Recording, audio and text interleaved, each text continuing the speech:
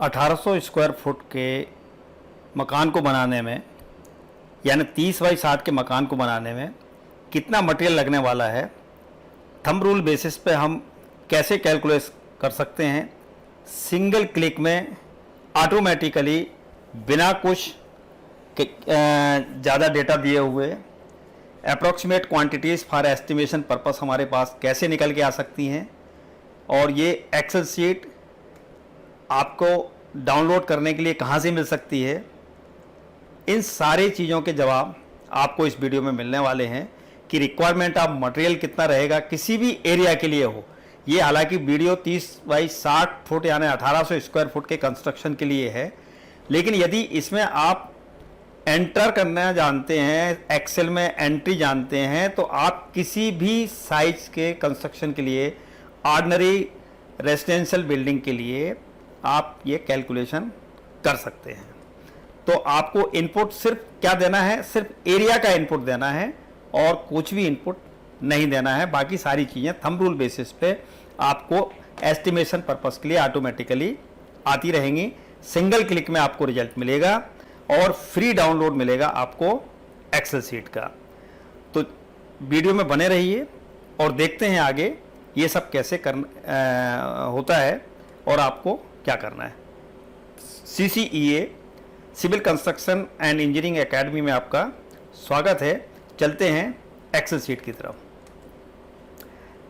तो ये Excel sheet है जिसमें आपको इनपुट डेटा देना है कि एरिया ऑफ कंस्ट्रक्शन कितना है। ये 1800 स्क्वायर फुट यदि है तो आप 1800 सीधा लिख दीजिए, या यदि आपको स्क्वायर मीटर में मालूम है तो आप ये स्क्वायर मीटर में वैल्यू रख दीजिए।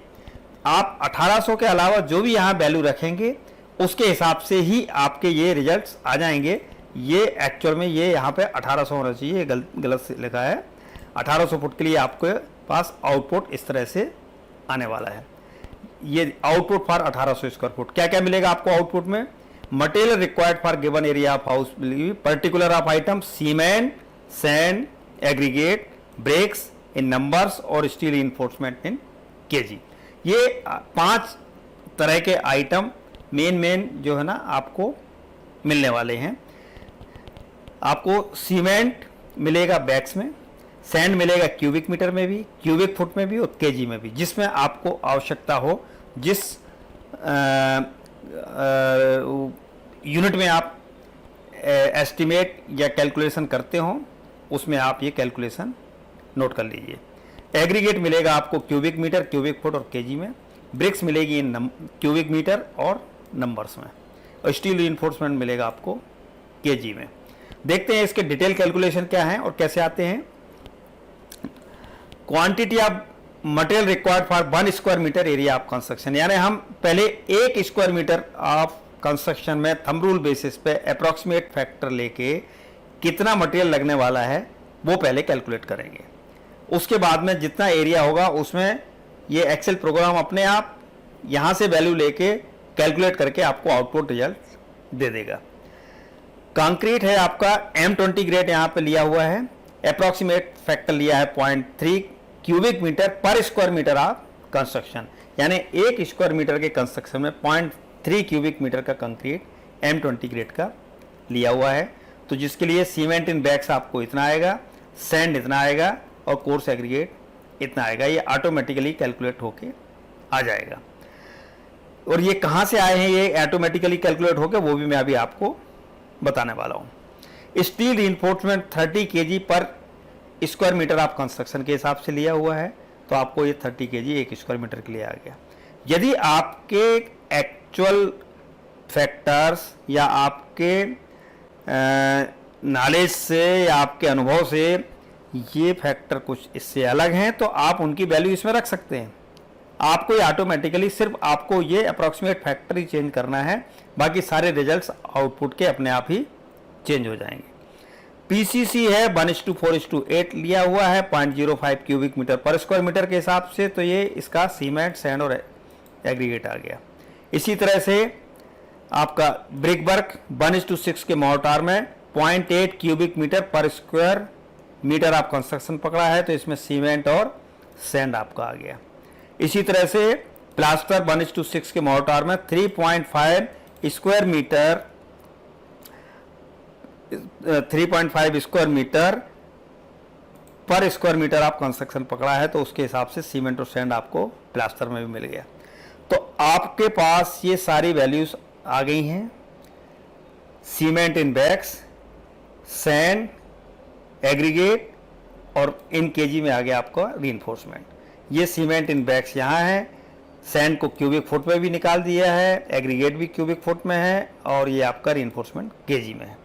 अब ये सारे फैक्टर्स जो लिए गए हैं, ये फैक्टर्स हैं ऑलरेडी कैलकुलेटेड और पब्लिश्ड वीडियो से ये वैल्यू ली गई है।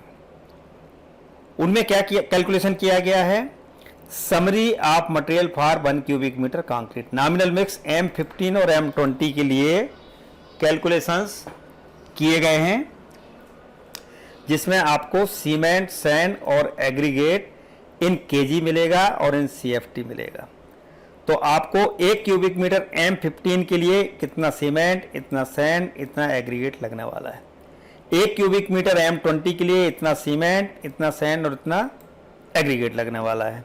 इसी तरह से ये वैल्यूज CFT में भी कैलकुलेट हैं, M15 के लिए भी और M20 के लिए। यहाँ से ये प्रोग्राम अपने आप उठाता है और आपको वहाँ आउटपुट देता है। इसी तरह से इसमें और ज़रूरत पड़ी है कि 1 क्यूबिक मीटर 230 mm की ब्रिक वॉल यदि है 1:6 के सीमेंट मोर्टार में है, तो कितना सीमेंट और कितना सैंड लगेगा, इसका एक अलग वीडियो पब्लिश किया गया है इसी चैनल पे, जिसमें ये सारे के सारे ऑटोमेटिक कैलकुलेशन विदाउट एनी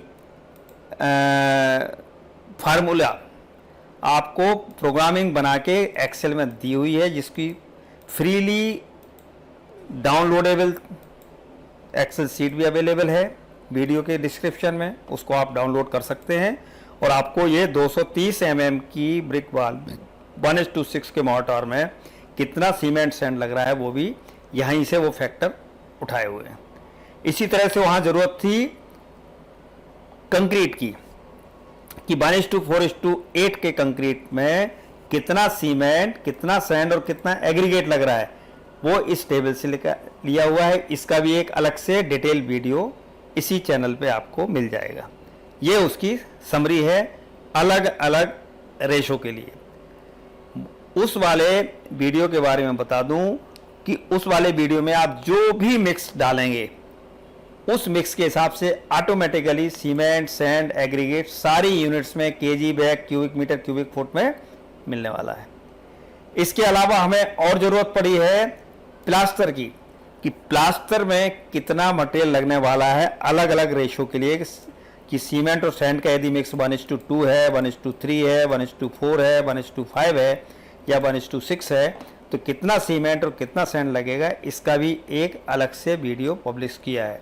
उन सारे वैल्यूज़ के बेसिस पर ये हमने यहाँ पे डिटेल कैलकुलेशन किए हैं वहाँ से, और ये अप्रॉक्सीमेट फैक्टर लिए हैं बेस्ड ऑन द एक्सपीरियंस। आप चाहें तो इनको चेंज कर सकते हैं और इसके बेसिस पे आपको ऑटोमेटिकली ये आउटपुट आता है।